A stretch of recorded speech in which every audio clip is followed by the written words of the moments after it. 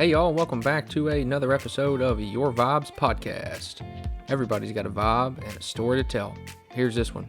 I hope you enjoy. This episode is brought to you by Mulberry Mill.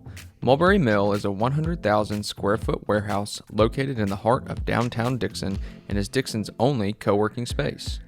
Current tenants include 22 private offices, the station event venue, and the Tennessee Artesian Market.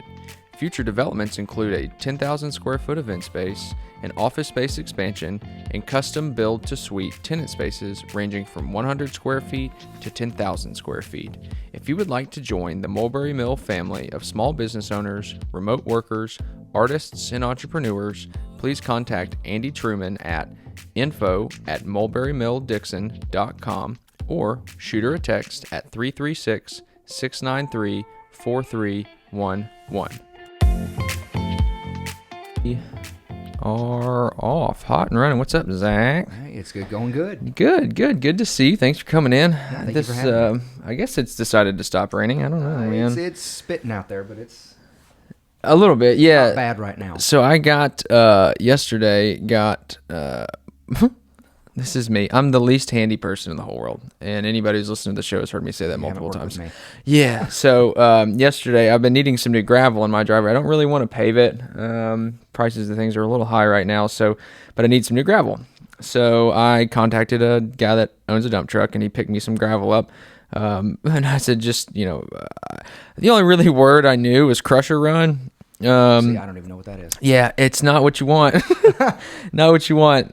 So I had him, and he called me, and he called me yesterday, and they're supposed to come out in the morning. It ended up being that afternoon, and he called me. He's like, "Hey, I'm here. What do you want me to do?" So I went out there, and I just kind of told him, he tilted the truck bed up and drive back and forth to kind of spread it out for me. Well, he tilted it up, and it started coming out, and it was just like powder, like some chunky rocks, but then like a lot of sand, or really crushed rock. And so I spent kind of the rest of the afternoon raking that out, but I think I'm gonna have to order another dump truck. When I worked at I worked at the Polk Home in Columbia for 5 years. Okay. And we would have as a community service program, we offered to two groups of people. Sure. Wayward youth who had been assigned work hours by the court. Okay. We would give them the opportunity, a place to work off their service hours, and also college hours, for Tennessee Promise. Sure. And we had a young man come in one time who was court ordered to be there, and we gave him a broom and told him to sweep off all the walkways. Okay? So when I say that, Simple you assume all of the paved walkways to sweep off. We walked through, and he had taken every bit of gravel off of our pathway and swept it into the grass. Oh my God. And he looked at me, and I said, "Well, why'd you?" He said, "You said sweep the walkways." I just swept the walkway. I'm gonna go above and beyond for you. He did. Yeah. He did everything I told him to do exactly as I said it, I guess. So, Sweeping gravel into the grass. I'm sure the mowers had a time with that. well, I had him get a rake and put it all back.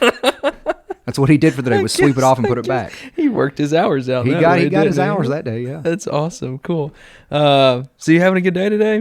Good day, yeah. Yeah? Great day. How's everything going at the Clement? It's going good. We're actively raising money for our legacy event, which is coming up on November 16th. Okay. That is our biggest fundraiser of the year, but we use it as an opportunity to honor individuals that have made a significant contribution to our state, our community, or our country. In the past, we've honored Jeannie Seeley, a Grand Ole Opry singer. We've, honored Lamar Alexander, the United States Senator. This year, we're honoring two really great individuals that I'm very excited to give this, our legacy award to.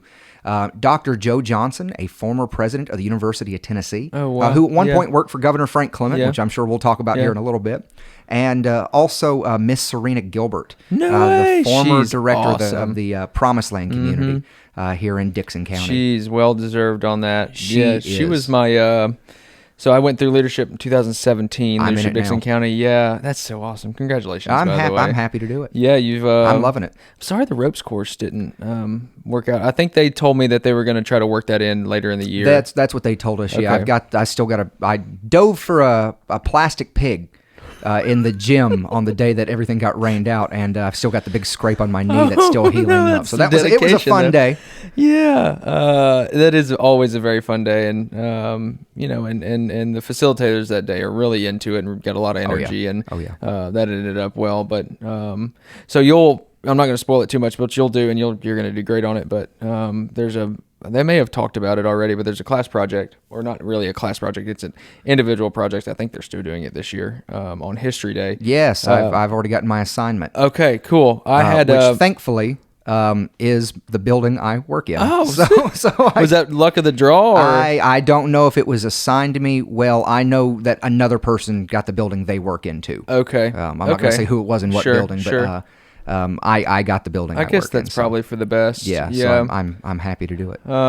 I had Serena. I had Promised Land, and so I went out there and met with her and spent the day with her out there, and she showed me around. I mean, just the history of that place is incredible. I was so impressed when I went out there. Yeah. And she's actively, even though she's technically retired. Technically, yeah. We do that technically in air quotes because she still runs the place. Yeah, absolutely. She's fantastic.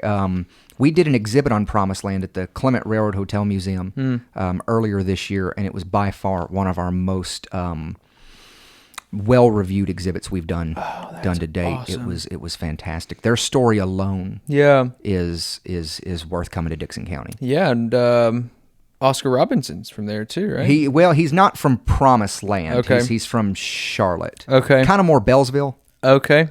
But I know he's featured in the museum quite a bit up there. He is. A little bit, yeah. Okay. A little bit, yeah. Which actually Kareem Abdul-Jabbar just gave him a shout out the other day. No way. He did an interview with ESPN, and he said that for everyone listening, by the way, Oscar Robertson, the Big O, is a one of the best basketball players of all time. First, L.A. Kings and Milwaukee Bucks. I think that's right. Yeah. I think that's right. He's the first player to average a triple-double over a whole season. Wow. And that's a good game. Yeah. But he was born in Dickson County.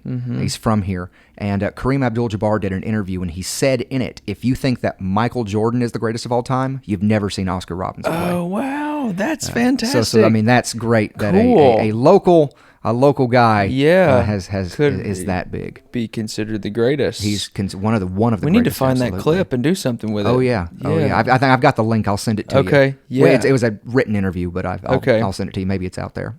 And those were the people that developed that community initially were worked in the iron mills. Is that right? Ex-slaves? So it was a combination of formerly enslaved people and free people. Okay.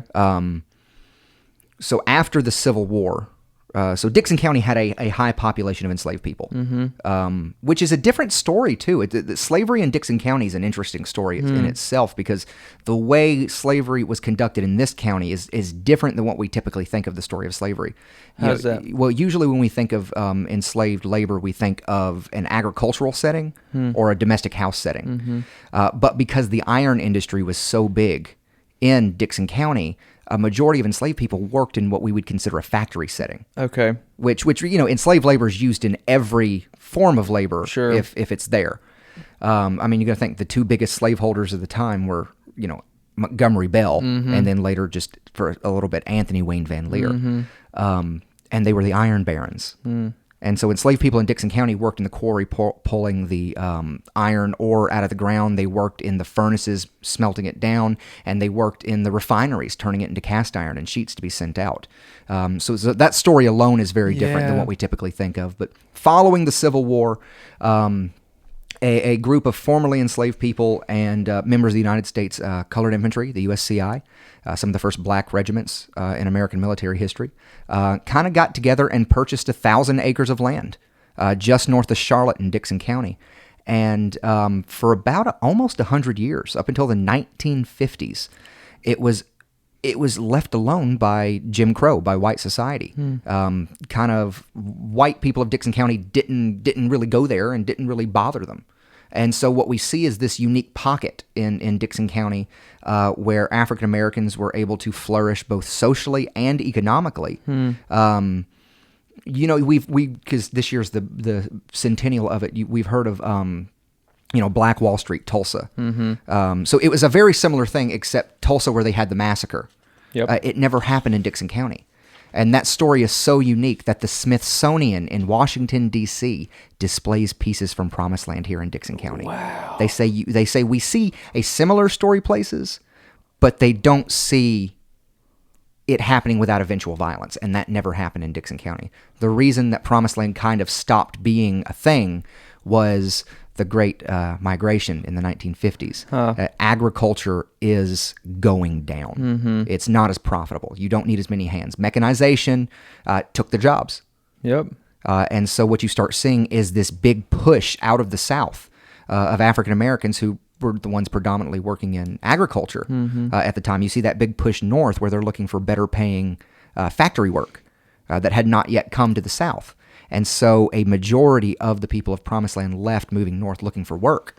As opposed something to being a driven little more out. sustainable for them. Exactly. Yeah. And you see that across kind of all demographics of the time. But considering that African Americans were the ones predominantly working in agriculture at the time is why you see a majority of that group moving out. So what happened to the iron mills?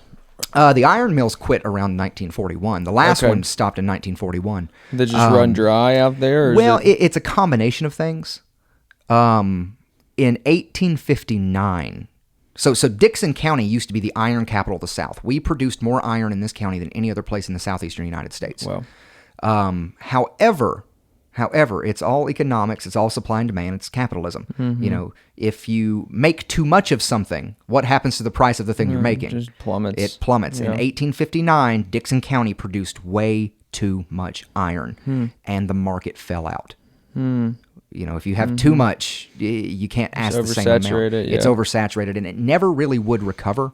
It bounced back slightly after the Civil War, but never to the same levels. And by the 1900s, it wasn't really profitable. Sure.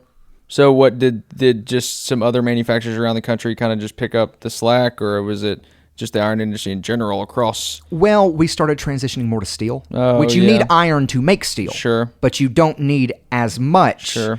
And it's different than having, okay, hey, I'm selling iron because you're making things out of iron, as opposed to I'm selling you an ingredient. True. To what else you're making. So the quantity is reduced significantly. So, yeah, exactly. Okay. And what is that? There's a museum out there in Cumberland Furnace, too, right? What is that? Is that the Iron Museum? Cumberland Furnace, there's an iron museum there. So Cumberland Furnace was one of the furnaces. Okay. There were several furnaces in Dickson County, all kind of owned by the same people. Montgomery Bell was the biggest and longest one to own it, which we have the state park named for him today. And a high school, too. And a high school. Well, it's a Montgomery Bell Academy in Nashville. Yeah, which was a boys' school for a long time. It still is a boys' school. Are they a boys' school? Yeah, absolutely. I wasn't sure if they're co-ed or not yet. No. So Harpeth Hall is the female school version of that. Okay. Yeah, so I went to school in Nashville, and I kind of knew those guys over there. It was just a different breed of people, which you can kind of understand. I've always wondered that as well, too. How I don't know, I want to say socially responsible, but to stick a bunch of just only boys in their, formative ages of teenage years, stick them all in a school and stick all only girls in a school Today as well, it's too. different. Yeah. Today it's different. When the school was founded in the 1800s, it was a much different story. So there was what used to be called spheres of influence. And they believed that men and women operated completely separate within their spheres. Men went to school and learned certain things. Women went to school and learned certain things. What were those things? Depends on what school you went to. Okay. And some of the things that we talk about is what they were learning is based on gender was kind of crazy to think that they based that on gender. Sure. For instance, men were usually taught liberal arts. If you went to school, it was for a certain thing back in the day. Okay. And so they kind of gave you a broad generalization of education. For instance, you would be taught reading and writing and arithmetic, but you would also learn things like Latin and Greek, classics there. You would study literature. and things that you would need to be a gentleman. Sure. That's the idea. That's that what you're makes sense. creating at school. Okay. If you're going to school back when these places opened, you're going to be a gentleman. You're not going to be a laborer. You're not graduating school and planning on, going into hard labor. Sure. If that was the goal, you probably didn't go to school. You just went into that hard labor. Okay. Women learned reading and writing. They kind of learned Greek, maybe not Greek. That was the men. German, maybe, because Greek and Latin were seen as masculine languages. Mm-hmm. Yeah. So They I weren't mean, really romantic languages. right? Yeah. Women might learn some of that, but not to the extent that men were taught. How were they expected to apply that? Was it just for an expanse of knowledge, or was there a usage in society for that? Women? Either one, because Greek, Latin's dead, obviously. So it's I an say expanse of dead. knowledge. So Okay. remember, in the 1800s, America is still really developing. We're talking early 1800s. So Yeah. America's developing. And so we're looking back to the people that we based our society off of, the Greeks and the Romans. And what do they speak? They spoke Greek and Latin. Yeah. So, you're expected to understand these things so you can read these things. Henry Clay, one of the longest serving speakers of the House, presidential candidate, did a lot. He was embarrassed that he couldn't read Latin. That was a big deal. When he ran against President James K. Polk in 1844, that was brought up on the campaign trail that Polk spoke Latin and Clay didn't. Okay. Some sharp knives there. Yeah, so you see certain things like that. But women were taught more things like needlepoint and piano. They would go to school to learn how to be what they would call proper ladies of the day. Now, they may not have a big need for that outside of the, because they're not expected to go into the workforce at this time. Working women didn't go to school; they went to work. Mm-hmm. But you do see a historical difference based on gender, what they were taught and how they were expected to act. And the level of promiscuity, I guess, was a little more behind closed doors than it is today as well, too, it seems like. Well, you got to remember, we're human. Yeah. Humans are promiscuous creatures. Yeah. Go back to probably the most repressive group to ever live in North America were the Puritans. You got to think about that. New England. If you weren't a Puritan, if you weren't following Puritan law, Sure. they kind of made you leave. That's why some of the other colonies in New England were founded. But look at Puritan birth records. Sure. Most Puritan births were under 9 months from marriage. Wow. So what does that mean? That means they went into a marriage already pregnant. Yeah. It's just we're maybe a little bit more open about things today. Yeah, open and it's seemingly encouraged as well too. It seems Depends like on where you are and what you sexuality watch, is yeah. just, extremely. It's perception of kind of your environment, but sexuality is heavily pushed, obviously, in the Hollywood spectrum. Oh, and, commercials. Well, and but things hasn't like it that always as kind of well, been? too. It has. It's just the development of that. Look at Betty Boop. Yeah. That's true. Her cartoon was out in the 30s. Yeah. And I would argue that for the 1930s, that's not a children's cartoon. No. She was well endowed. She used it in the cartoon. So, it's all about things like that. We tend to forget that every new generation is kind of looked down upon by the previous generation. Sure. And people that grew up in the 30s did not think Elvis Presley was appropriate. Very true. Think about what they said about rock and roll. That is the It's the cleanest music devil's we can think music. of today. That is what your grandparents want you listening to now. Yeah. But when your grandparents were kids, their grandparents did not want them listening to that. No.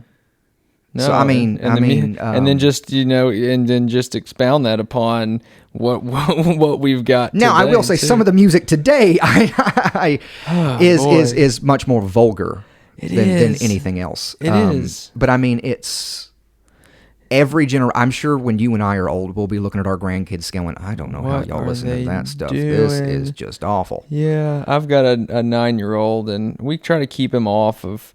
I've got a 5-year-old girl as well too, who's a little more innocent, but we try to keep them both off of social media, really just in general, and because it's.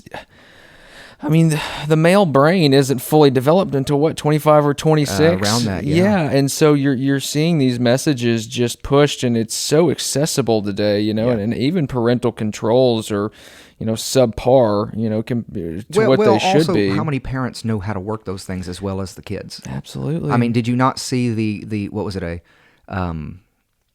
congressional panel on these things? and one, I forget, was a senator or a representative, I think it was a senator, asked about is Facebook going to control Finsta? And the person responding is like, I don't know how to answer that question because that's slang for something. And the congressman thought it was a product. Oh, okay. I don't even know what it is. What is it? I don't know. I've only ever heard kids like talk about it. Okay. It's slang for like a process in it. See, honestly, I'm sounding like that guy on the thing because I'm not 100% sure what it is. But at least I'm going to admit I'm not 100% sure what it is. Okay. That may be something people out there can Google and look up. But but I mean, we got a lot of change happening really quick all the time. Finsta is a slang term used to refer to as a fake Instagram.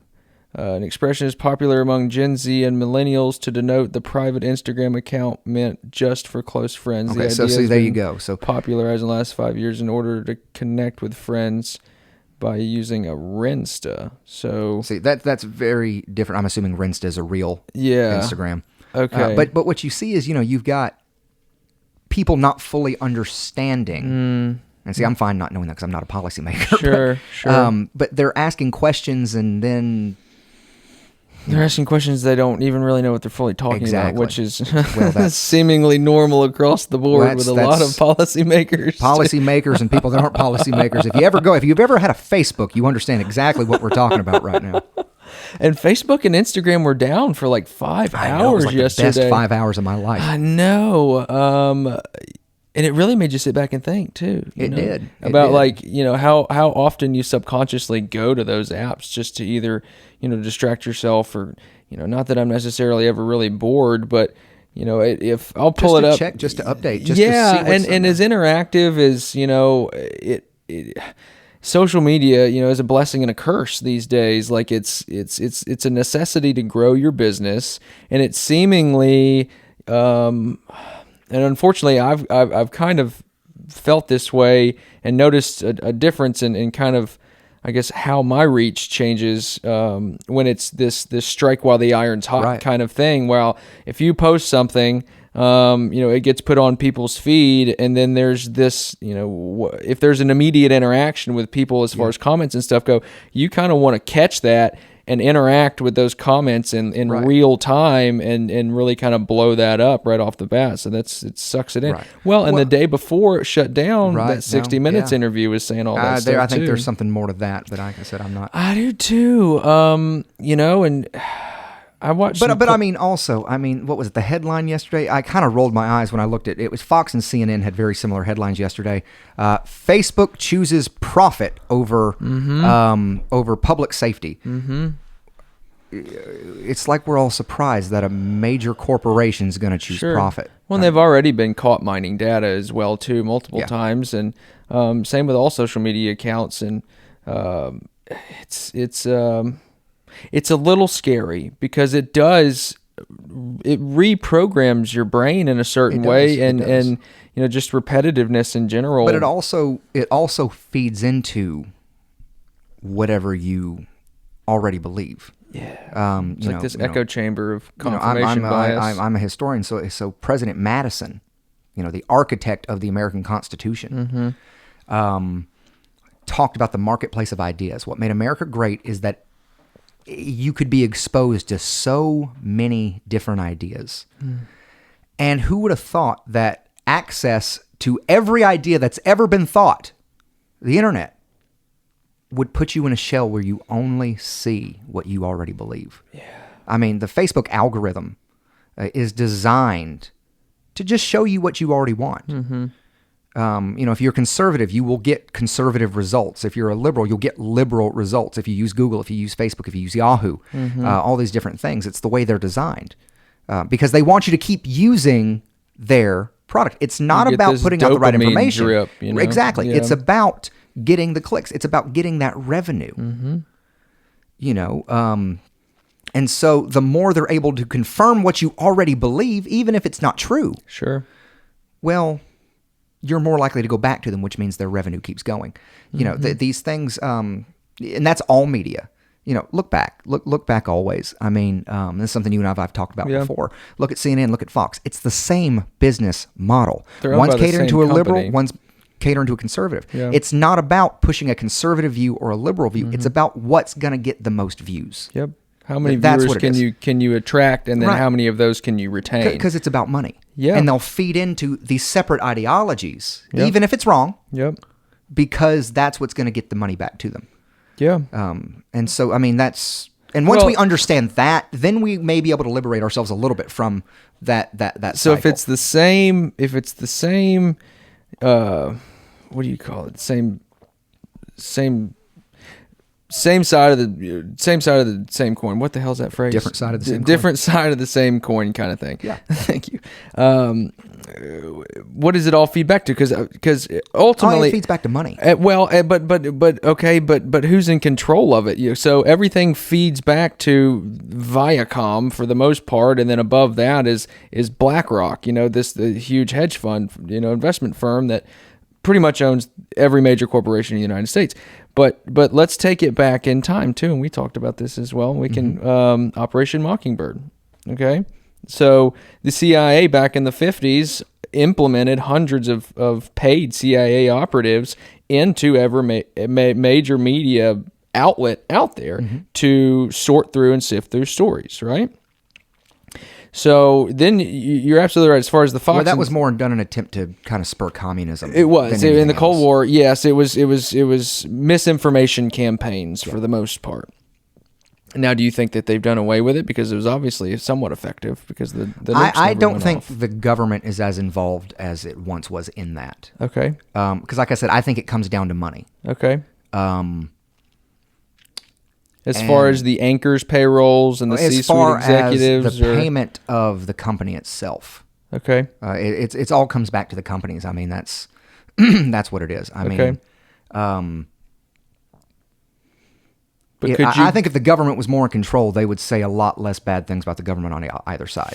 But is it this controlled operative kind of thing, like that 60 Minutes interview? Did they try to I get don't know. I ahead can't of speak on something that. something that could be it's stay a couple steps ahead of what you've kind of see coming? So do you just partially admit to some things to kind of throw people off the trail? I think there's a lot of stuff out there that we don't know. Sure, Of absolutely. course. I mean, there a lot always of stuff we is. don't want to know. There's a lot of stuff we don't want to know. Yeah.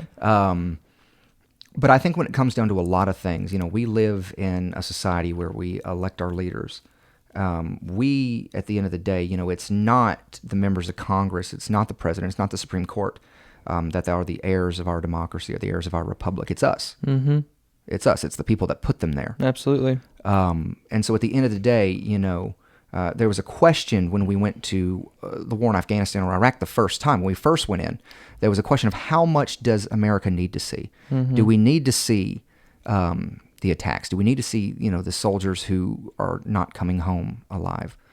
God rest all of them. Sure. How much the American people need to see. And I think if we are sending people to war, things like that, I think we need to see that because we are electing the people who make those decisions, whether we are keeping them in there or not. We need to be as informed as we can in order to make those decisions for the people who are making those decisions. Yeah, and transparency is absolutely key, but we're not getting that at all about much of anything, seemingly. I mean, look at the... I think it might be more out there. I just think if it's not in a, couple sentences in a Facebook post, Sure. people aren't looking for it. For instance, today, I had seen something, I'm not going to talk about the Facebook, but it was a meme, and it was about, Merrick Garland putting out an order against parents that don't support critical race theory. And then I looked at the letter that it had with it, and I was like, this has nothing to do with anything that this meme is talking about. Headline readers. Yeah. It's a headline reader. And I kind of said, if you read the letter attached to it, it's a very different story than what that is right there. So, I mean, I think it's more of, and this is what historians do. They look deep into it. You question everything. Everything. A lot of people think, for some reason, we think that the people in the past were much more honest than we are now. That's not true. What we do as historians is we look at the sources and then we ask, okay, who wrote this? When did they write it? Why did they write it? Was anyone paying them to write it? We look at those things. We question follow the money. Everything. You follow the money. You ask everything. Mm-hmm. You ask everything. My master's thesis in college was about an enslaved man named Elias Polk that became the first African-American conservative political orator in Tennessee history. But when we look at what he says, because he was a big deal at the time, he's not really much of a conservative. True. He might stand on a platform and say it, but that's because that's who's paying him to say it. And then he would take the money from what he's doing and invest it in other things that may not align with what he said on the stage. It's kind of like this, rogue, MI6 or CIA type agent, these independent contractors that'll get paid and, do the dirty work or do the work of whoever's giving him money. But don't we all do that in a way? That may be a broad brushed statement. If I'm, the face of a group, I'm probably not going to speak too much out against the group publicly. Absolutely. Because, I'm there to represent the group. Mm-hmm. I may disagree with something, but if the group chooses to do something, would it not be an obligation to talk about it? And if you don't like it, leave the group. Boom. Yes, thank you. But also, it's real hard to be in 100% of alignment with every single cause. Oh, that yeah, goes I forget on. which congressman said it. I mean, he said, I've only ever voted for one person that I've agreed with 100%, and that was when I voted for myself the first time. Mm-hmm. So there's always these kind of ebbs and flows of ideas and situations. But like I said, we're people, we're human, and that's what you see throughout not just American history, but world history. Yeah, is that ebb and flow. You see people, okay, here's what I've got to do. In order to gain security, financial stability, protect my family, make sure they're good. It's a very human thing to do. So, like I said, I've been in positions where I've stepped away because I don't feel comfortable being the face of something like that. Your moral compass comes into play at that point. Yeah. And I like to think I have a good one, but I think we all also think that. Absolutely. I've got my thoughts on a two-party system just in general, but the ways of the liberals and the conservatives, more kind of specifically the more leftist view on things labeled under liberal or whatever it may be, have significantly changed. I mean, look at, Junior, or Kennedy, that type of a liberal view on things is vastly different. Well, Kennedy wasn't much of a liberal. I know, but he ran under the D card. So we also have to understand there's a very big difference between Democrat and liberal. Well, no, there's a very big difference between party alignments then versus today. In the night, so when you saw a lot of hand reaching across the aisle in the old days, we always ask why can't we work together anymore? So prior to the kind of late to mid 1960s, the Republican Party had a large wing of liberals and had a large wing of conservatives. And the Democratic Party had a large wing of conservatives and a large wing of liberals. And so what you used to see is, hey, a conservative Democrat was going to reach across the aisle and work with a conservative Republican, or a liberal Republican is going to work with a liberal Democrat. So you had liberals and conservatives working with each other, but it was liberal working with liberal and conservative working conservative. Kind of around the time you see the Civil Rights Act passed, is when you start seeing conservatives leave the Democratic Party and liberals leave the Republican Party. Okay. Now, there has been some historical correlations to all that, but I'm not going to get too much into that today. So what you start seeing is, okay, after that split, after that purge of both sides, all the liberals joined the Democratic Party and all the conservatives joined the Republican Party. So now you have the same people. Strom Thurmond, he was a conservative. He was a big conservative, but he was a Democrat that became a Republican. Yeah. He's a great example of that switch. Not saying the Kennedy, of course, the Kennedys didn't switch, and John, was assassinated prior to it. But we do see that. So Kennedy was more conservative in his thinking. His brother Bobby and Ted were more liberal in their thinking. But in order to really talk about Democrats of the past or Republicans of the past, we have to understand maybe what side of the liberal conservative spectrum they might be on to understand more of the ideological thinking that they do adhere to. Yeah, and there were some big things at play at that time as well, too. I mean, in that era, Kennedy was trying to expose some really big players in the entire nation as well, too. I mean, hell, the military-industrial complex, his, I don't know how much you know kind of about the what was the Byrne memo. Do you know anything about that? There was some pillow talk that I think or a phone conversation that got recorded about how Kennedy was going to go about exposing more. Well, it all kind of tied back to the military-industrial complex, but you're talking right around the time of the UFO crash as well too, and kind of how that was all being covered up and who was involved with that. It was a little earlier, but it was kind of still. It was 1947, but it was still kind of. It had been quiet enough, but it had given the military-industrial complex enough time to get their kind of claws latched into that type of, which all goes kind of back into money. Yeah, absolutely. I mean, we love our military today. I love and I thank every soldier for everything they do every day. But when you look back at American history, we never really had a standing army until after World War II. True. The founding fathers were very confident that we would never have one. That we would maintain a small military and we would raise a military when needed be. Okay. Which is one of the reasons we have a Second Amendment. Arm every citizen. Sure. That way, when we need defense, we're ready. Ready, but with untrained civilians, or well, if you read the Second Amendment, it mentions militia. Right. So they also intended, every citizen to be armed, but that also provides for militia help. Yeah. So they are getting certain training. Sure. In a way, when we look at it that way. But think about it. World War I, we had to raise an army. Yeah. World War II, we had to raise an army. The War of 1812, we had to raise an army. The Mexican-American War, we had to raise an army. Why did we have to raise an army? Because we really didn't have one. Yeah. Why did we not have one? Because if we have a military, the fear was the government might use the military. Sure. And who would they use it on in a time of peace? Absolutely. Kind of its own people. We saw that with King George. And Yeah. so the founding fathers looked at that and said, okay. And I mean, several of our founding fathers, Washington himself, was a leader of the military.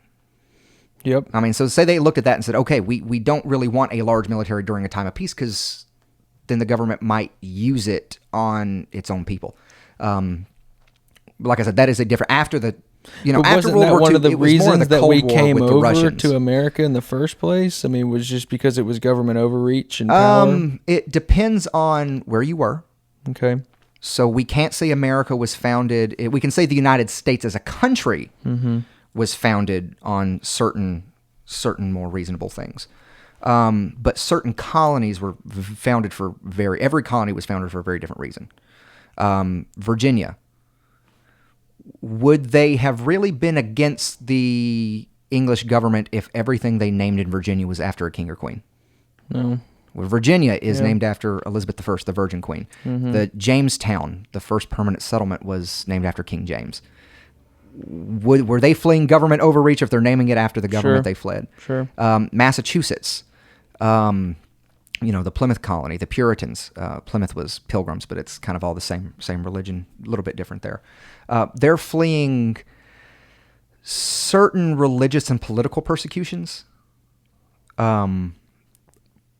which goes back to the English Civil War, which that's a whole story in itself, is why they originally came here. And then they also went to Holland first, but then they didn't like the idea that their kids were learning Dutch and not English, so they came to the colonies here.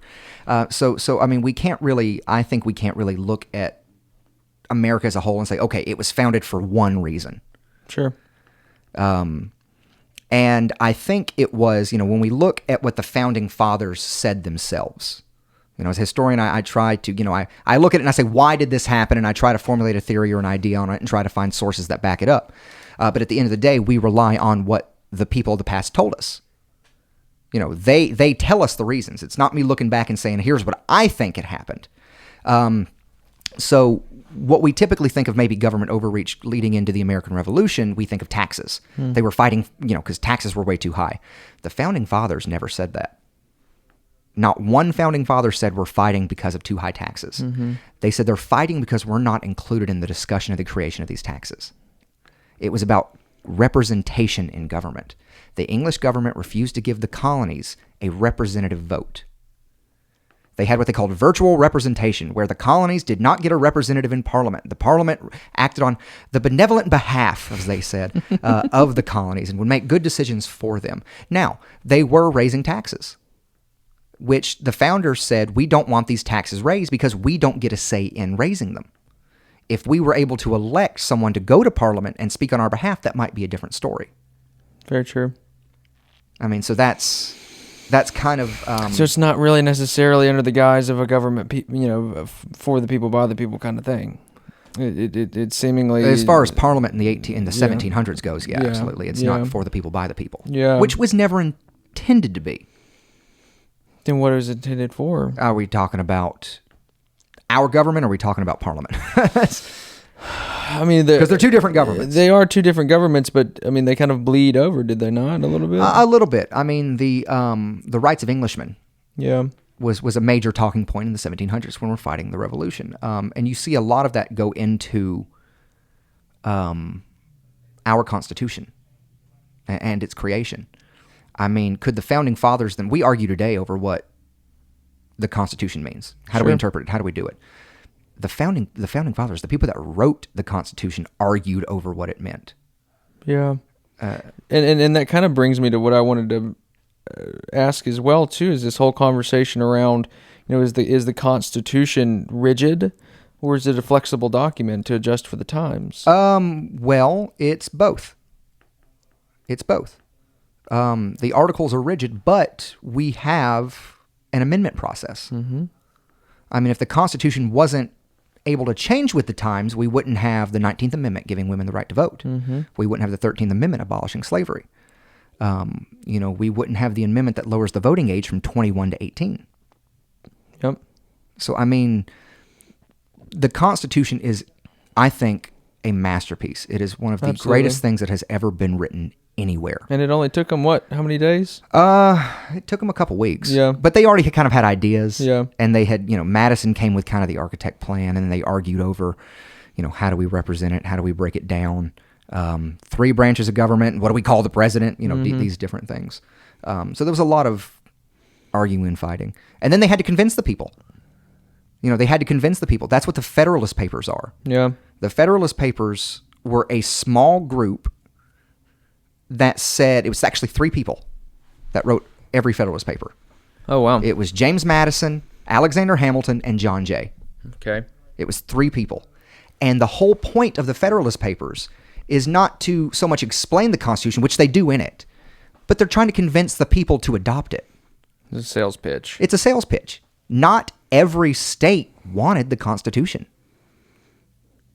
Some said, hey, if we have a Constitution, that means we have a federal government that might be able to tell us what to do in our own state. Mm-hmm. Now, eventually, they would all adopt it, and that's what we live under today. But I mean, historically speaking, we've been a people against each other at times, and we've been a people of compromise. Yeah, but I guess that kind of, it led to, the Civil War as well, too. That kind of all boiled up as far as the states' rights arguments in the 1860s. In a way, yes. So what we see is when we see a gradual build to the Civil War, which some can trace back to the English Civil War, which that just goes into the ideologies of who settled where. Mm-hmm. You also see lateral movements across the United States. So people in the North, when they moved west, stayed north, and people in the South, when they moved west, stayed south. So you saw those ideologies kind of split and follow over as they moved through. Now, the Confederate States were, when they were setting up their government, full-on rejected the American Constitution. They did. You have to break away. Sure. And so they modeled their government almost after the Articles of...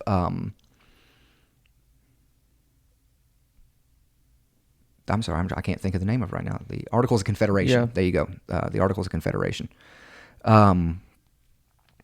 Which put more power in the states' hands. Mm. But that kind of created problems within itself. As we saw, they didn't last. Sure. Long as a country. And of course, the United States, under the Articles of Confederation, didn't last long before we found the need and created the Constitution. So I mean, yeah, it's all just a big continuation. Everything feeds into something else. It does. That's what we learn in history is you cannot talk about one thing without talking about 20 things before it, and then the things that happened after it.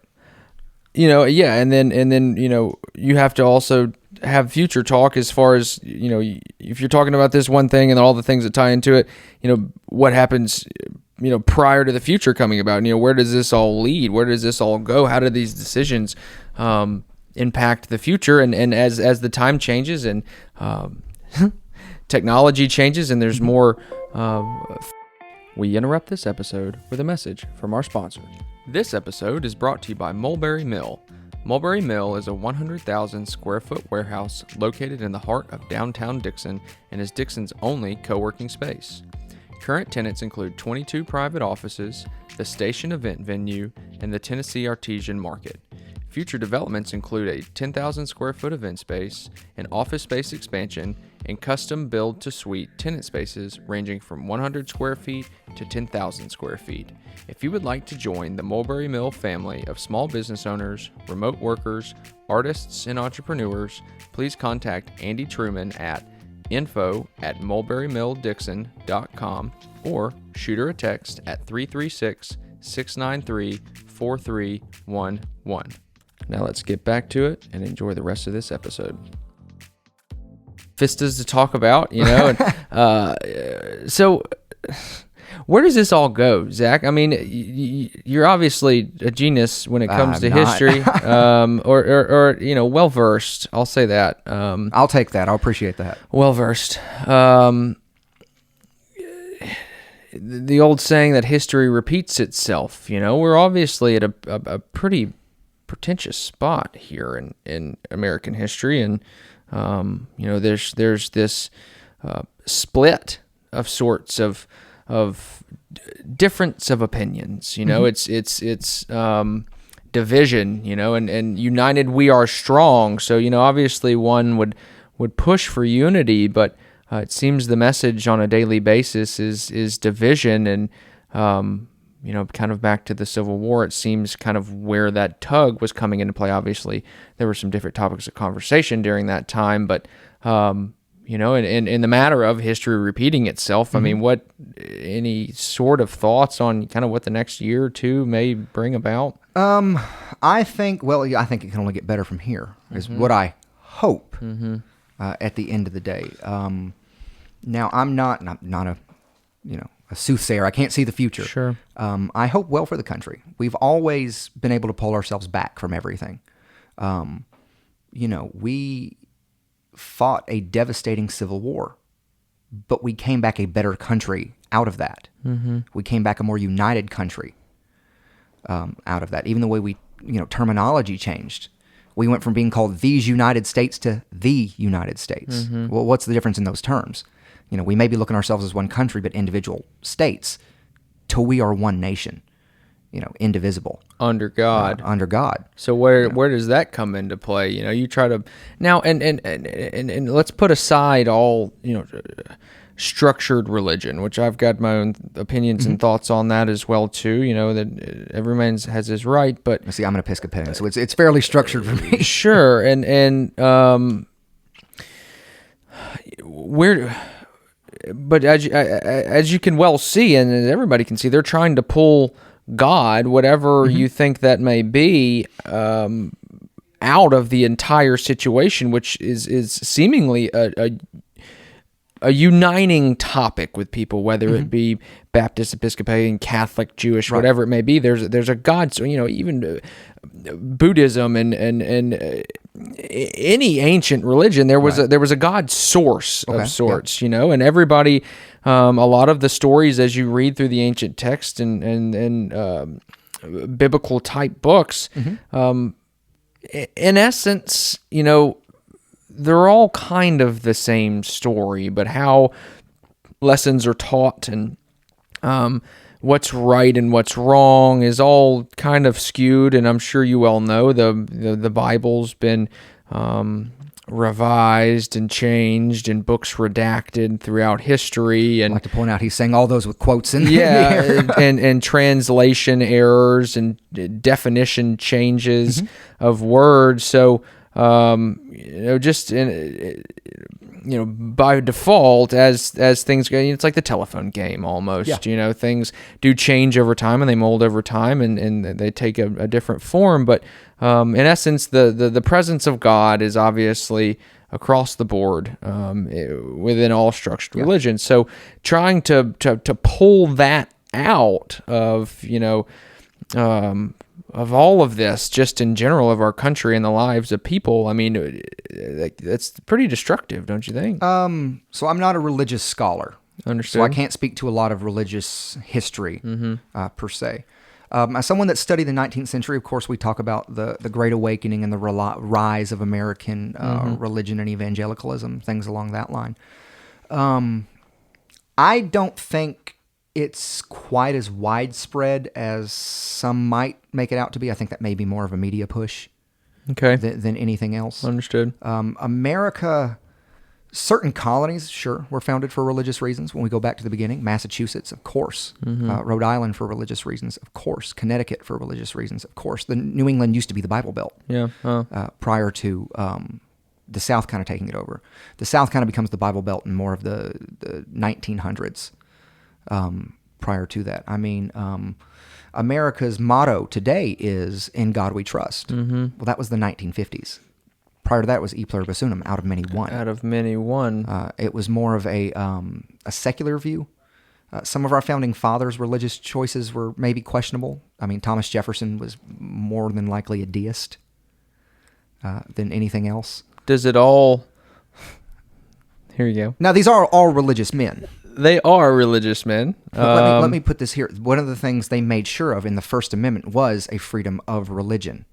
Coming out of England, the Anglican Church. Who is the head of the Anglican Church? The monarch. Queen Elizabeth today is the head of the Anglican Church. So if you have the monarch, the leader of the secular government, is also the leader of the church, does that not cause issue?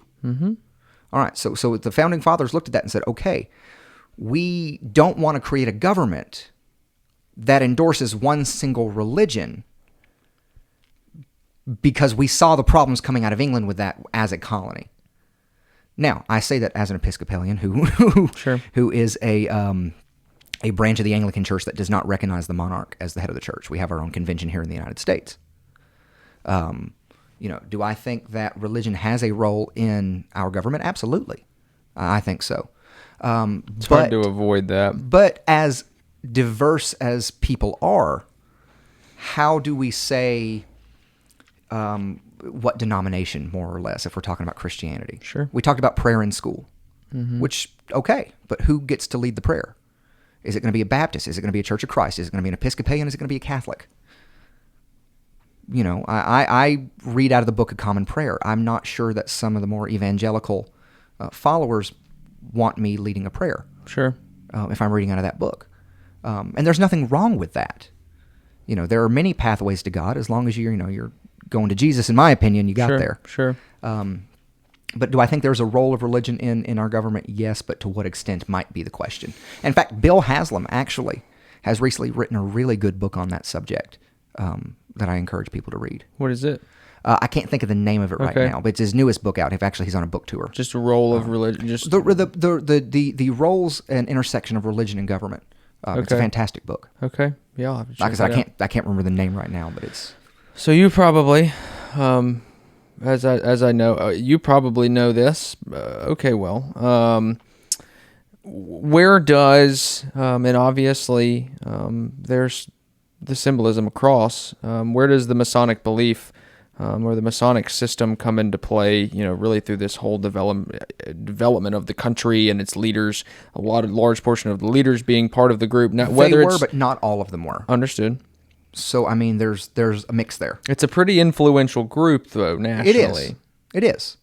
But my question is, how influential are they still? I mean, the last president to be a Mason was Gerald Ford. Is on our dollar bill, is it not? I mean, but that was also a common theme used throughout. Throughout what? Throughout that time period, not just In Masons. Now, relation the to- Masons really used it at the time. Sure. But, I mean, you saw it in more Sure. more ways than one. So what's the representation of that? God. God is the all-seeing Yeah. eye on top of the pyramid. Yeah. Okay. I mean, they're Masons. What does the name do? What does a Mason do? They build. Okay. Why is it a So- pyramid? It's a triangle is one of the strongest structures you can build. Absolutely. So is that... So you have God's eye always watching, always overseeing this new land on one of the strongest structures there are. Okay. So maybe the symbolism might be a little bit more plain than what we give them to. Could be. Absolutely. Absolutely. This is a great conversation, by the way. I hope you like it. I do. I think our past conversations have been over several beers, and they got pretty colorful. And I'm glad that. So Zach and I, we sit on. I guess we're just on the tourism board together right now. Is that right? We are on the tourism board. That's right. Is that the only one? Are You're you on also on any the other DDA? boards? Yes, you're the DDA as well too. Yeah, I knew there was another one. Are you on any other boards I'm on besides the Clement Railroad Museum? So I'm the director of the Clement Railroad Hotel Museum. Mm-hmm. I'm on the board. I'm not on the board of the DDA, but I'm a DDA member. Mm-hmm. So I'm a voting member. Mm-hmm. I'm on the tourism committee for Dickson County. I'm also on the board of directors for developmental services. I've been asked recently, so I'm here for too long. I'll be on the board of directors for the Historical Society of Dickson County and Art in the Heart. Cool. Who's on the Historical Society board? Martha Gerdeman Yep. is on it. Larry Hillis is the current president. Okay. And then you've got The Reagans. I haven't seen Alan. Of course, I've only been to one meeting. Okay. They've only had one meeting since I joined. Okay.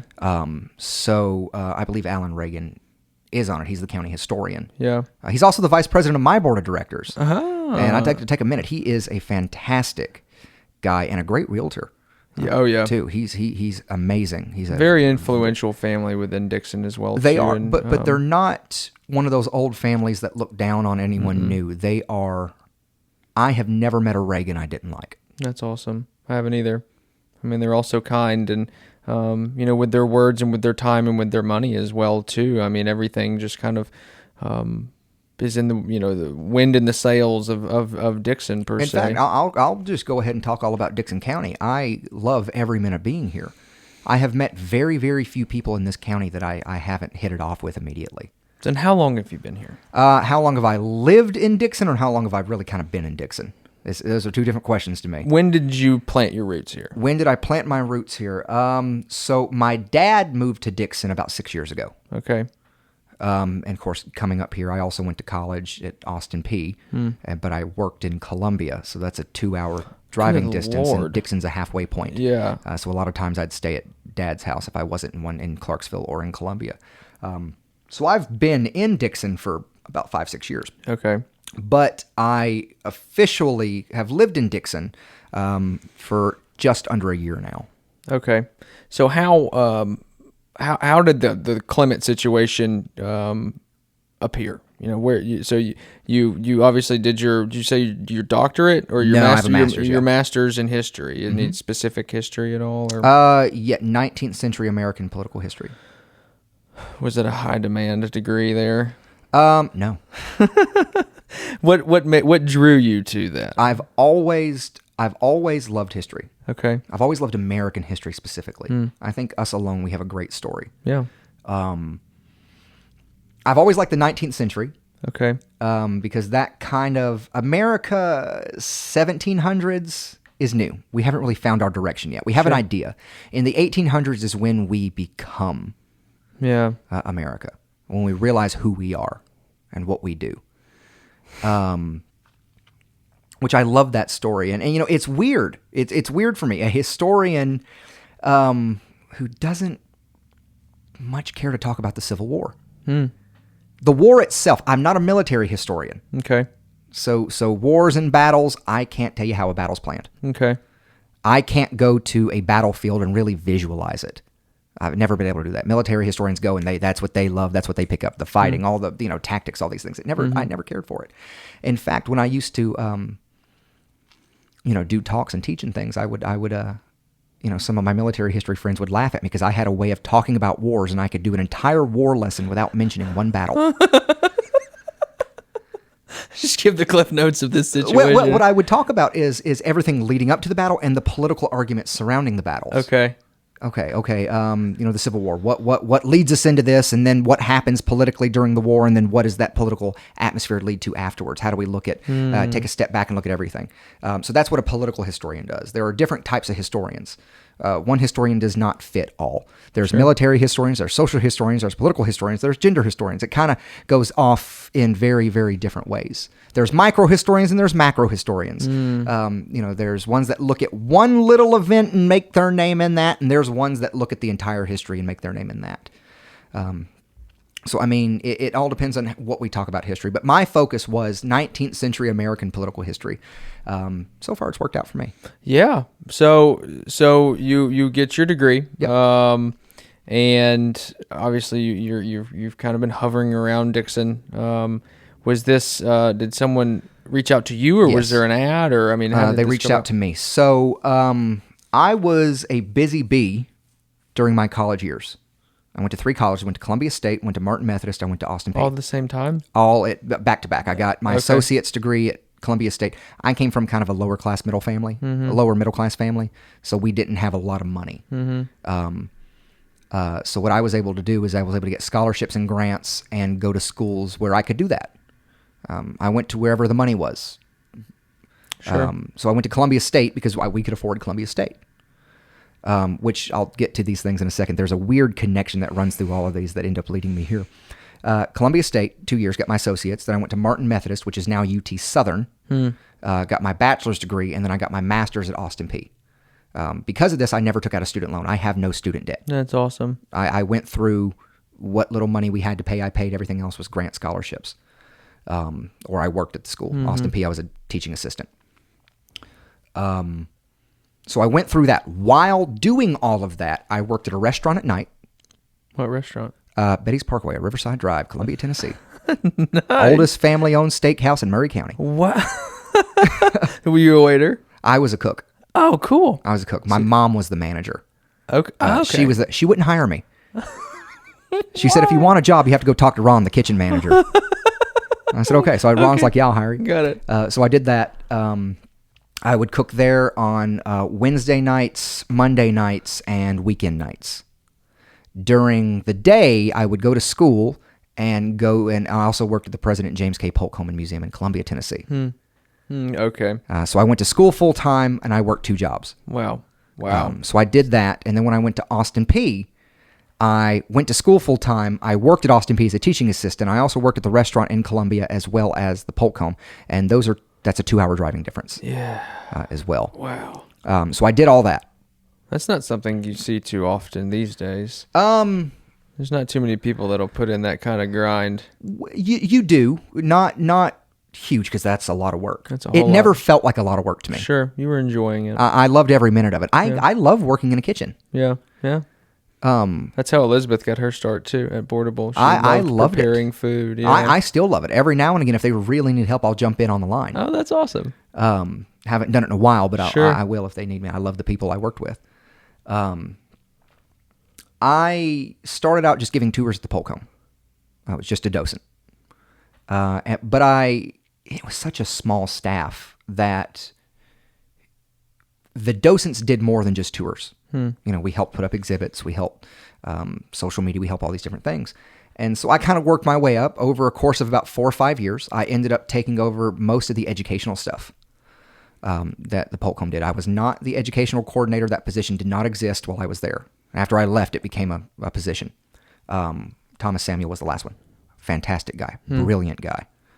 Can't state that enough. I ended up leaving the Polk Home in September of 2019, but in summer of 2018, I had done a kind of a lecture series where I would go to different sites around Middle Tennessee and say, hey, I want to promote the Polk Home. Can I come do a free lecture You can charge whatever you want admission for. You can do whatever you want. I want to be able to come talk about the Polk home to your place. I would talk at NHCs. I would talk at museums. I would talk at just different nursing facilities. The idea was I'm going to take the Polk home to people that can't come to it. So did you have a presentation of sorts? Or Yeah. Okay. I would come in with a presentation, and I'd do maybe a 30, 40-minute talk on the Polk home and the history of James Polk and all these different things. And then we had some kind of entertainment. I would bring someone in period clothing that would do music of the time period. Oh, cool. I think there's only so long people can listen to me talk. So I would cut it off and let them go. But I had reached out and done a talk at the Clement Museum. It was great.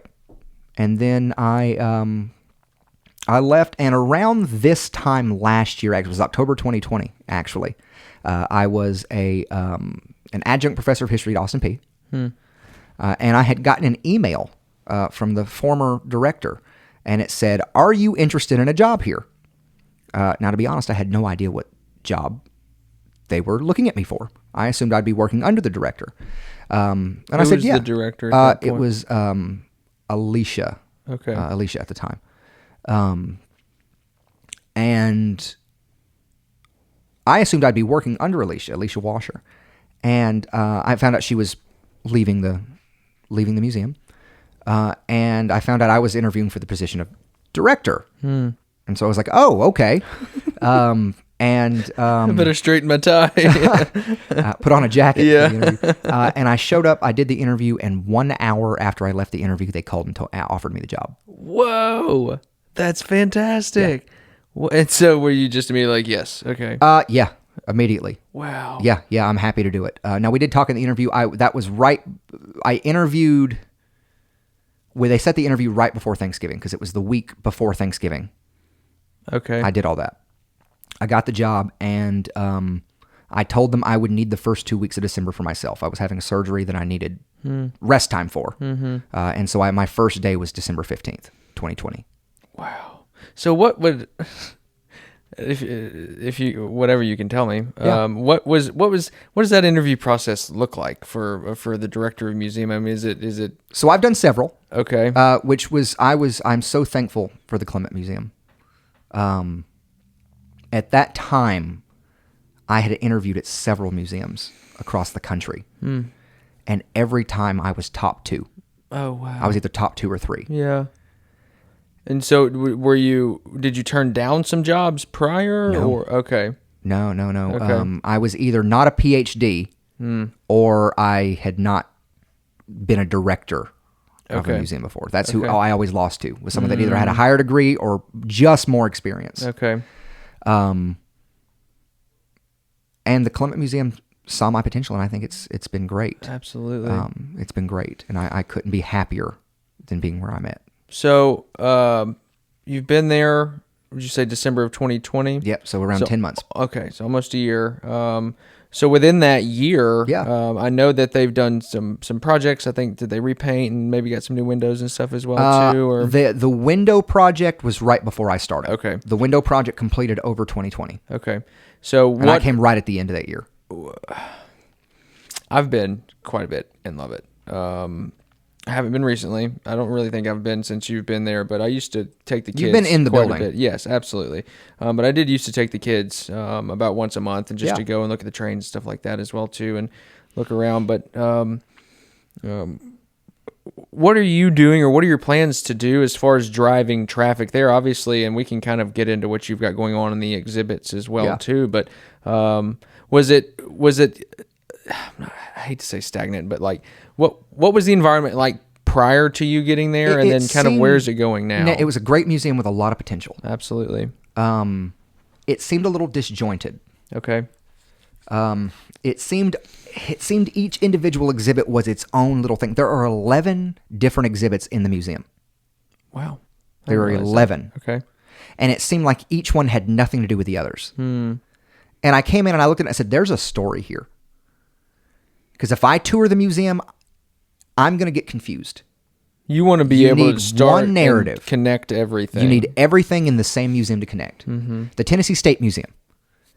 Each individual exhibit is its own little thing, but it tells the story of the state of Tennessee. things like that. You want it all to be one big picture, and then each individual exhibit explains another part of that picture.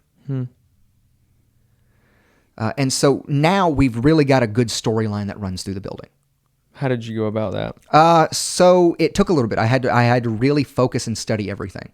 And of course, the story is Dickson County. Sure. Each individual exhibit we have explains Dickson County.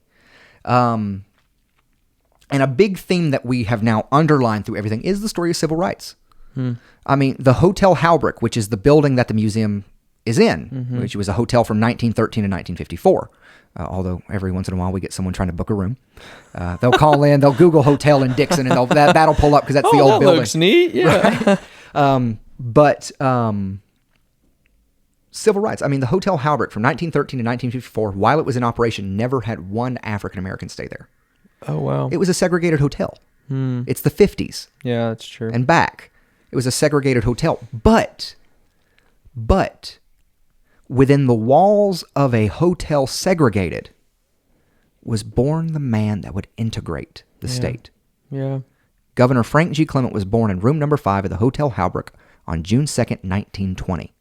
He would grow up to be the 41st governor of the state of Tennessee, second longest serving in our state's history, youngest governor in our state's history, and the first Southern governor to veto a segregation bill.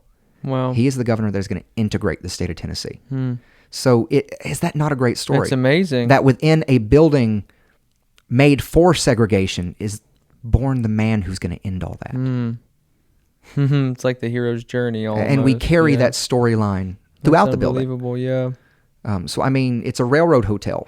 Plessy versus Ferguson, which codified and legalized segregation in 1896.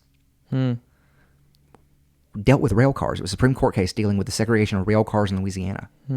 We're a railroad museum, too. So, I mean, we carry that idea of civil rights throughout the whole building. And really, when we look at it, Dickson County has a great civil rights history within itself. Yeah. We usually think of, Memphis and Nashville and Charlotte and the big cities, of course, where the civil rights movement was born and bred. But these small towns and counties have a their great own story to deal with as well, Absolutely. too. And so kind of walk me through, it doesn't have to be your full pitch, but kind of how you connect that. Maybe just some teasers here and there to kind of draw some people into it, as far as if I walk in and say, hey, I want a tour, let's just kind of walk me through kind of how that would look like and tie that picture together. So the museum is designed for both a guided and a self-guided tour. Okay. So we cater to whichever the guest prefers. And what we do is you start off, you pay your admission, you get your ticket in the gift shop. And then we take you back out into the lobby where you walked into, because we used to be an old hotel. And we begin by talking about the history of the building you're standing in, the old Hotel Halbrick, built in 1912 by Mr. J.T. Halbrick, opened in 1913 as a railroad hotel. We talk a little bit about the rail history of Dickson County. Why does a railroad hotel exist? Why are they no longer around? Why did Dickson County exist? Why did Dickson exist? How did these things come together to create the building you're currently standing in? We give you a layout of the building. You walk into the lobby. To your left is the drummer's room, which was a marketing gimmick for traveling salesmen who are drumming up business from town to town. And Dickson was a stop-through town. You come to Dickson because you were going to Nashville or the river, and the train stopped in Dickson. Yeah. And as a marketing gimmick, hey, if you're a salesman, you get a room at the hotel, you can display whatever you're selling in the drummer's room for the duration of your stay. So it's a marketing gimmick. That's pretty good. Yeah. To your right's my office, which used to be a telegraph office. And then next to it, you've got the front desk. Across the hall from that, you've got the dining room. The 3 rooms downstairs were the manager's suite, where the manager of the hotel, a woman named Belle Goad. She lived there, her and her family. The 3rd room on the bottom floor is where Governor Clement was born in 1920. All the rooms upstairs were hotel rooms of the time, and each individual room is in a current exhibit. So you'll walk in and you'll see history of the railroad to kind of introduce you to what the site is. And then you'll go in through the Clement suite, the Clement Goad suite, where you'll see Governor Clement's room where he was born and be introduced to that name. And as you go upstairs, you'll see an example of what one of the rooms looked like when it was a hotel. And then you'll get into the commerce history of Dickson, because we've always been a commercial county, an industrialized county, from A.H. Leather's manufacturing company to Tinsco today. And then you go into the history of the county itself. What was Promised Land, as we talked about earlier? What was the Ruskin Colony, and what was a colony of socialists doing in Dickson County at the time? Which at the time, if you look, it wasn't uncommon. They were everywhere. New Harmony, Indiana was a whole town built for the same reason. They just lasted a little bit longer. They all fell apart.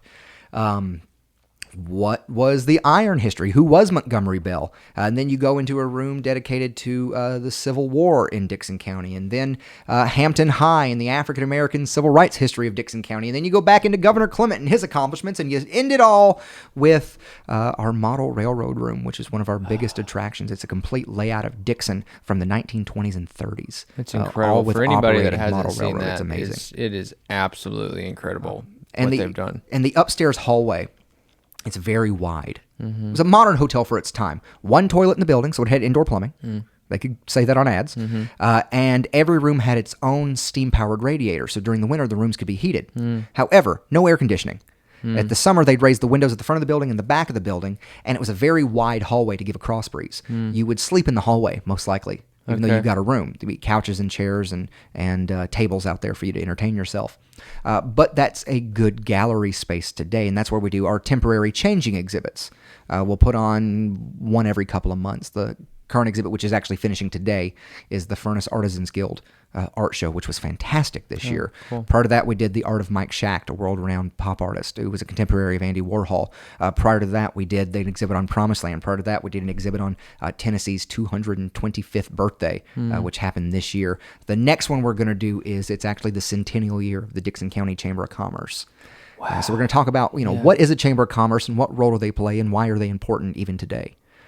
So we always have exhibit and ideas coming up. Yeah. Keep things fresh. Keep people coming back. Absolutely. And is it's been a long day. The park, why am I blanking on the park's name next to it? Holland Park, yes. Is that I've never had that clarified. Is that part of... That's city property. Okay. We only own the building. Okay. Once you leave the building, you're on city property. On city property. Okay. And there were offices in the museum as well too. At one point, weren't there? Because at one point, yes. So the hotel closes in 1954 as they start build the interstate. Well, if you have a business designed for rail travel, what happens when people aren't riding trains? Yeah. You go out of business. No business. Actually, which is why I-40 runs through Dickson. Governor Clement oversaw the creation of the interstate system, and he ran I-40 through Dickson because he noticed it was killing the town, not having the railroad. Got us three exits on that bad boy. Got us three exits and brought people back to Dickson. So thank you, Governor Clement, for that. Yeah, absolutely. Actually, if you look at the interstate in the state of Tennessee, it weaves where most states just draw a straight line. Clement did that on purpose. He's trying to touch all these little rail towns that are dying because of the interstate. Oh, wow. The cure is going to be the cause. Yeah, I guess when we look at it that way. Such a great governor. He was one of the best. Yeah, he's one of the most impactful governors we've ever had in the history of the state of Tennessee. Unfortunate car accident. 49 years old. Yeah. Everything he did was before he's 50. Wow. So, I mean, that's quite an impressive life. Yeah. Really. So we closed in 1954. Then we were office space for a while. In 1971, Robert and Maybelle Clement, Governor Clement's parents, bought the building. They moved into it. They lived on the second floor, and they converted the downstairs of the museum as a museum to their son, Governor Clement. And when they died in the 1990s, they left it to the state of Tennessee. At one point, they took it over. The funds were raised thanks to Annabelle Clement O'Brien. She was really, really big in that. Governor Clement's sister. It was a long-term state senator. She was amazing. She really kind of brought the pace back. Helped raise the funds, and the state of Tennessee did a massive renovation of it, and we opened in 2009 as the museum we have today. Oh, wow. I didn't realize it was... Fairly young museum. Yeah, very young. I think my granddad's office was in there, county extension agent. Probably the Chamber of Commerce in the 1980s. That's where they met. Wow. That was their building. So much history there. Oh, yeah. And I'm so glad that... so how big is the board there? How many people? About 17 people. Oh, good. Okay. So there's a lot of support, obviously a lot of support behind it. We have a lot of... I am thankful. Me too. Thankful for every one of my board members. I could not ask for a better If something ever board of tried to directors. happen to that, I would be part of the chain of people that stood in front of it and said, no, this isn't we going. appreciate that. There's no I'd way that link it could arms with really you right in ever. the front. Yeah. Okay. Good.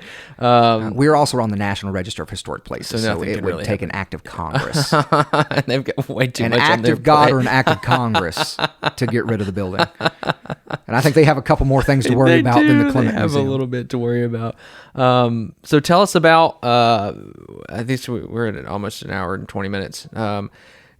I guess we can kind of finish up with. So you've told us about the legacy event right at the start, and November 16th, November 16th. All right, at 6 o'clock. And then you've got the murder mystery coming up. Yes, too, right? October Yeah. 23rd. Okay. So we have a wonderful staff. I am so happy for my employees, from our volunteer docents to the paid staff. Taylor Weiss, who is a fixture of the museum. He's been there for a while. He's been there for a while. Everyone can't He's speak fantastic. highly enough Yeah. of Taylor. And then our newest hire, Jasmine Brand, who is a very gifted writer, researcher, historian in her own right. She's amazing. I can't speak highly enough of her either. She came to me a little while back and said, I have this idea because, we've been wanting to do something for Halloween coming up. We maybe thought about a haunted house, but that may not be, the best idea in a museum. And she came to me and said, what about a murder mystery night? And I said, the only thing I have to ask is it's not something cheesy where you watch it and they flip the lights out and there's a scream and all these different things. Just don't do that. And she said, well, let me come up with something. And she came back to me a little while later with this idea and she pitched it to me and I loved it. And I said, that's what we're going to do. So it's almost like an escape room. The audience is the detective. The audience is the investigator. The audience has to search the building looking for clues, putting the pieces together, interrogating the suspects. Everyone has a motive. What is the motive? You've got to figure it out. You've got to ask them. You've got to get down to it, and you've got to solve the crime. Now, tickets are on sale now. Pre-sale is $15. We're only allowing 50 people. Okay. Just because it's so interactive, we don't want too many people in the building because it just won't be fun at that point. Sure. If you're having to push people out of the way to get something or see something. If we happen to not sell out, it'll be $20 at the door. Okay. If we do sell out, we will add an extra day. Okay. We'll add another day. So if we sell out, it'll be the following night, the 24th, and the murderer will change. In fact, the cast has no idea who the killer is. Okay. I don't even know who the killer is at the moment. I've asked not So to be you told. can't pay him off. Yeah. So you can't pay me off. You can try. Yeah, I'll accept it. I'll accept it. But we won't tell the person who did it they did it until right before the show starts. So it's going to be a really So how many fun actors are there? night. 5. Okay. 5. We've got a traveling salesman. We've got a telegraph operator. We've got the maid. We've got the hotel manager, and we've got the town gossip who might tell you true stuff or tell you lies. Oh boy. You never know. It's gossip. She might have heard something true. Man. And I don't know if you mentioned. It's 6. We also have an investigator. I will say that. But the investigator is, while they're conducting their show, they're kind of just to help you along. Okay. They're just there to help you along. But also the investigator might have done it. Yeah. So is the investigator helping you solve the crime, or is the investigator trying to throw you off their trail? Yeah. And you said it was based off a true story. It is based off of a real life crime from the 1920s at a railroad hotel in California, the Hotel de Coronado, where a woman was tragically murdered. It was labeled a suicide, but there was an investigation conducted. And that's the basis of this show. Now, of course, it's loosely based on that show, but it does have a real life. We're historians. Everything we do is going to be based something in history. We've got to connect it back to that. So you get 50 people in there, and they're in essence all working on the same team, right? Right. So they can goal correspond, is to figure it out, and so. Is there like a definitive end point? How long did you say it was going to take? Roughly an hour, 2 hours. Okay. So and so what do you do? Just say, okay, investigation is now over. Completed, and we'll give you a ticket. Okay. And the group will vote on who they think did it. That's so exciting. That is so, yeah, go get your tickets for that. That sounds awesome.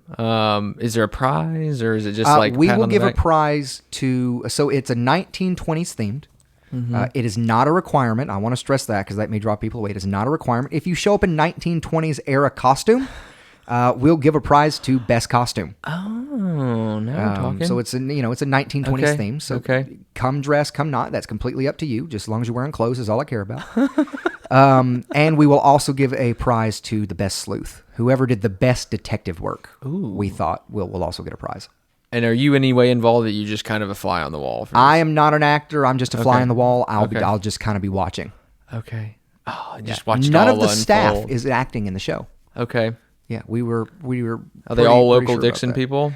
Yeah. Okay. Yeah, they're all from Dickson County. Yeah. Oh, man, that sounds awesome. I hope and pray that it goes well, because I can see this being kind of a continued thing. Oh yeah, it would be a really, really neat deal to build that up, and and it's the first one we've done. Yeah, but it's getting a lot of traction out there. That's awesome. Cool. Yeah. Is there an event page on our website? On your website. So there is an event page.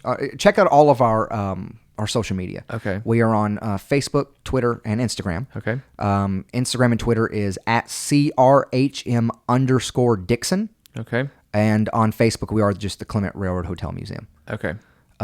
We update those whenever we have something coming out. It's daily, couple times a week, things like that. Okay. So you can find all the information there. You can also find us at www.clementrailroadmuseum.org. Okay. Bit of a long URL. You ought to see my email.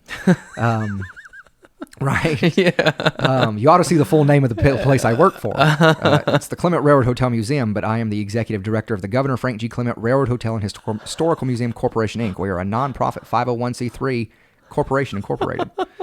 How does that fit on a check? It'll fit. It'll fit. It yeah, fits. It'll fit. And It it's fits. cashed. Yeah. It hasn't bounced back yet. That's awesome. Good.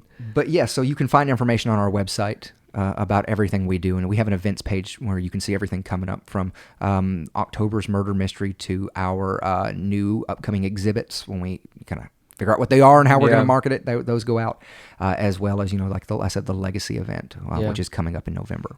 And tickets are for sale on that one as well. Legacy is open to anyone that wants to attend. Okay. We do ask for donations because it is our biggest fundraiser of the year. Okay. The Legacy event helps us fund the museum. It helps us be able to do our outreach programs, to work on our storylines at the museum, to help pretty much do anything we do at the museum. The Legacy helps go into. Okay. But it's not a requirement to give. We do ask that you do. We always appreciate it. Sure. We are a 501c3. We're a nonprofit. So a lot of what we do is rely on the kindness and generosity of others. We do get a stipend from the state of Tennessee every year, which we are very thankful for.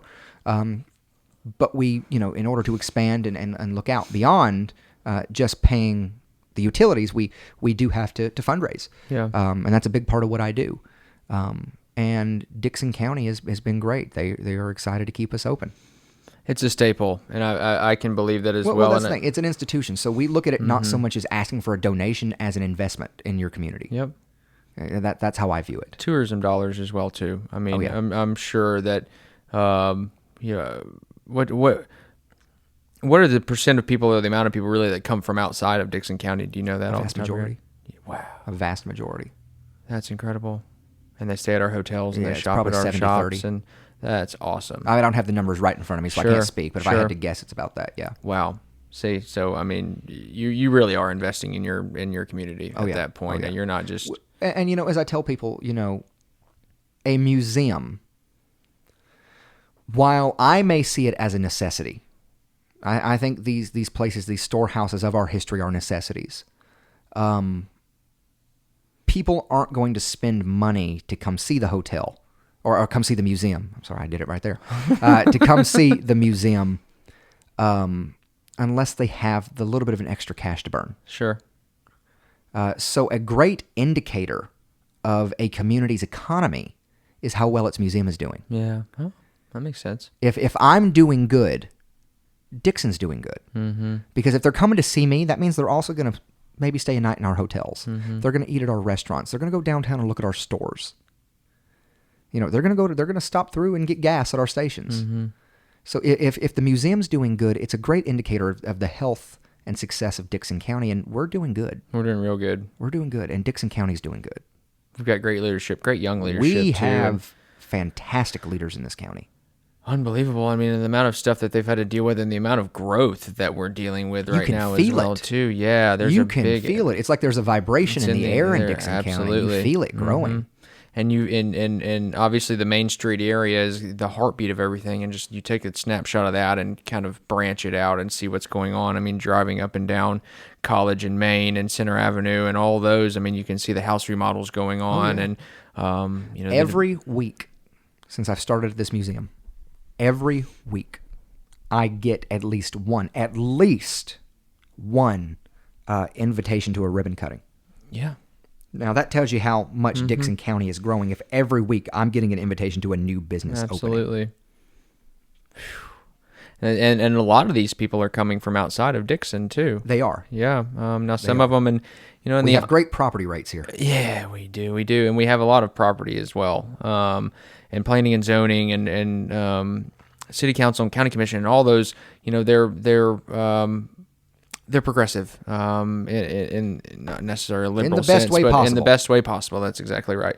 But they're also conservative as far as not wanting to grow too fast. There's got to be these checks and balances and boxes checked off it's like just along the way. Yeah, absolutely. You want it built right. And if you throw it together too fast, the hinges are going to fall off the cabinets. Yeah, you're going to...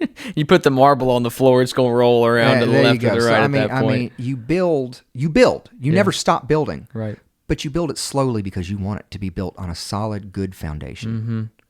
And that's what we have in Dickson County. Yeah. We have growth. We have great growth. And we do have quick growth. But its foundation is so good. It has been laid so well by the people of this county that it's solid. It's solid. And people see it. People are begging to come in here, too. Oh, yeah. I mean, talking to realtors as far as where people are coming from and just how much they want to get into this county. We're also so close to Nashville. Yeah. You can have small town life with all the accommodations of a big city. Yep. Right here in Dickson County. And a very easy drive thanks to Governor Clement. There you go. Right? Oh, yeah. And by the way, I wanted to circle back real quick. I mentioned to you. Do you know who opened Columbia State, the first college I went to? No. It was the first community college ever opened in the South. Okay. It was Clement. Whoa. The history building. Oh, okay. Every day for 2 years, I went to that school. I was in the Clement building. Wow. Austin Peay State University. Their mascot's the Governors. Oh, my gosh. Governor Clement has a building there. Every step along my journey ended up leading me here. Wow. That's the way I look back at it. Yeah. The universe conspires in mysterious ways, doesn't it? Oh, it does. That's so awesome. Wow. So this is a good spot for you. Oh, yeah. I couldn't be happier.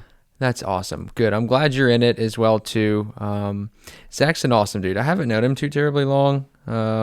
We've crossed paths and we've had some fun. We've had some fun, and we were on boards together, and he's a great board member.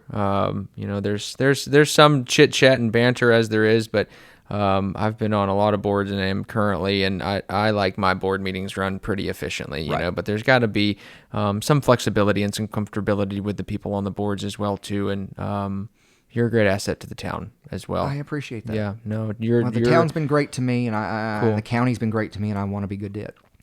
Well, we'll just keep chugging right along, won't we? Oh, yeah. Yeah, no pun intended Gotta on the keep railroad, right?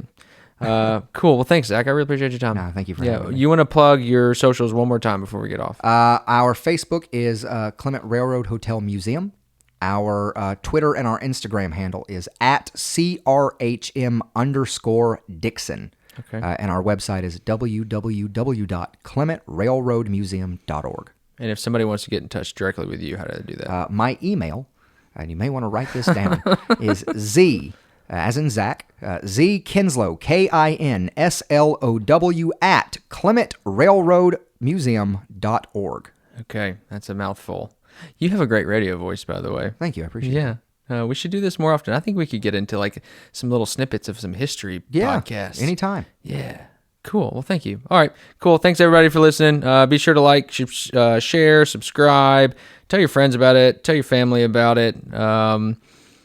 It just helps the whole cause. You know, I'm not doing this podcast for me. I call it Your Vibes because it's the guest show, and I'm just here to pull the story out. There's so many people in this town, and that have just really neat things going on and are involved in some really cool stuff. So just like the Railroad Museum, support the show. I don't really have a Patreon. If you want to sponsor the show, that's fine as well too. But I'm going to keep pushing it out. So thanks again for listening, guys, and until next time, peace. Thanks again to Mulberry Mill for sponsoring this episode. If you are looking for an office or a creative space, or are someone looking for a beautiful and local event venue, please contact Andy Truman at info@mulberrymilldixon.com or shoot her a text at 336-693-4311. If you're interested in sponsoring an episode, please reach out to me directly via email at yourvibespodcast@gmail.com. Thanks again for listening, and always remember, stay vibey, my friends.